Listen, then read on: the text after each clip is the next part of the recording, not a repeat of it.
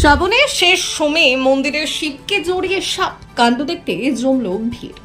শ্রাবণের শেষ সোমবারে অবাক কাণ্ড মুর্শিদাবাদের বড়োয়ার মঙ্গলচণ্ডী মন্দিরে শিবলিঙ্গকে জড়িয়ে রেখে ভক্তদের পুজো নিল একটি সাপ।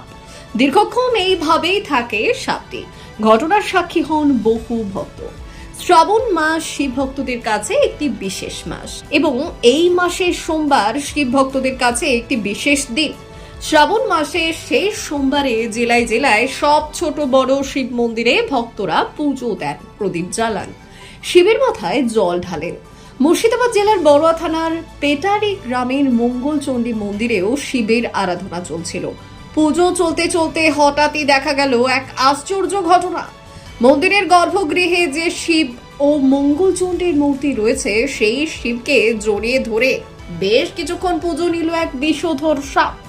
তারপর গ্রামের মানুষ একে একে সেখানে পৌঁছতেই সেই সাপ শিবের পেছন দিকে আশ্রয় নেয় বলে দাবি করেছেন ওই গ্রামের মানুষ। 100 বছরের প্রাচীন মঙ্গলচণ্ডী মন্দিরে এই দৃশ্য দেখতে ভিড় জমিয়েছিলেন এলাকার মানুষ।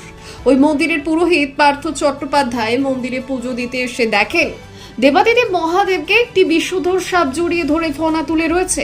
সেই খবর জানাজানি হতেই ঘটনাস্থলে একে একে ভিড় জমায় বিভিন্ন এলাকার মানুষ। তবে সেখানে লোকজন পৌঁছতেই সেই সাপটি আশ্রয় নেয় মহাদেবের মূর্তির পেছনে। অনেকেই এই ঘটনাকে অলৌকিক বলে দাবি করেছেন। আজকে শ্রাবণের শেষ সোমবার, আমি পার্থ চ্যাটার্জি, শ্রী শ্রী মঙ্গলচণ্ডী মাতার সেবায়িত আমার গ্রামের সর্বজনীন মন্দির।